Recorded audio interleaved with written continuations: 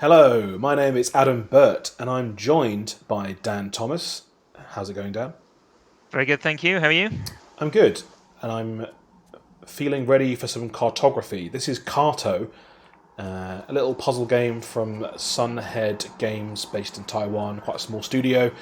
We're playing here on the PC. This is the Game Pass version, playing with Xbox controller though. And yeah, we're going to do some light puzzling, shall we say. Sound good?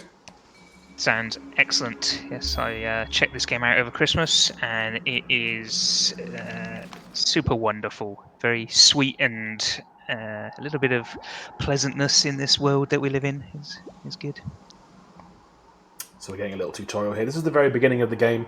We've just fallen out of a blimp, and we have these magic map pieces, which basically allow you to reconfigure the landscape as you see fit. So here, for example, we want to probably get up here.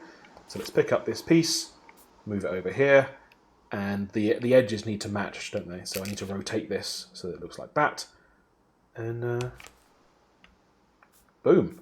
I think There we go. we've done it. Super satisfying mechanic this, and they do a lot with it throughout the game. It's really good. We found a new piece of the map.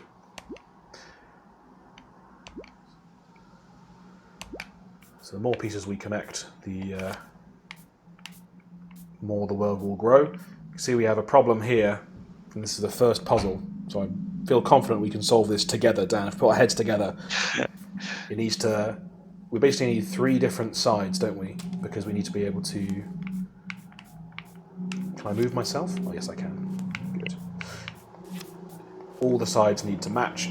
So if we do that. There we go. Look at that. Really nice art style as well, this game. Let's, ahoy there.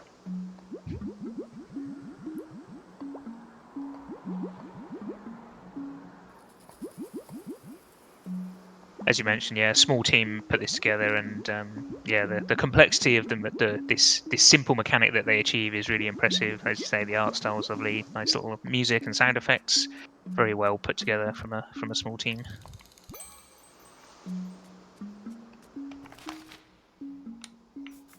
Got ourselves another piece, which we can stick on over here, and let's go and explore that house.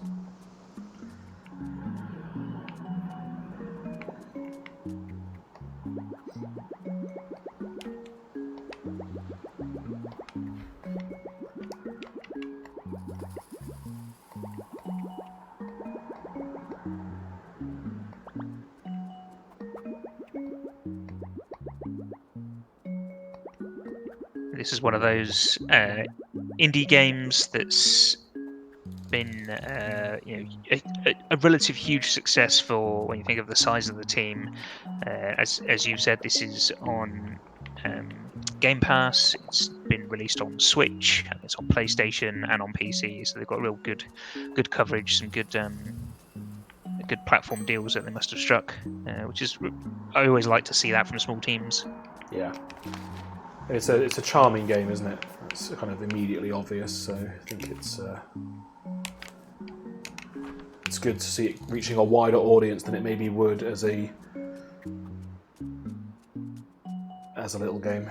Especially with something like Game Pass, I just think it just makes it's a totally different proposition to just download this and play it for free compared to. Yeah, I think it definitely encourages folks to maybe try new styles of games, new genres of games that they wouldn't necessarily be prepared to commit an independent financial transaction for. Yeah, definitely it changes the way that I consume games. Yeah, same. Yeah, you discover gems like Carto. Oh, we can put that down here. Oh, and there's someone on the map. Let's go and talk to them. So obviously, I mean, you're the Carto expert here, Dan. I'm guessing that the complexity ramps up in terms of the piece variety of the map and the landscapes. Absolutely. Yeah, you're very much doing the onboarding tutorial, which is nice. I do enjoy it when the game considers this, and it's not just mechanically tutorialized. Actually, they're threading in some of the narrative and introducing you to characters, and you don't feel like you're just doing an isolated tutorial. But yeah, it does ramp up, and yeah, you get different map pieces. You get sort of you travel between different island types, and yeah, they introduce a lot of variety, sort of all stemming from this core map building mechanic. But yeah, they get a lot of mileage out of it.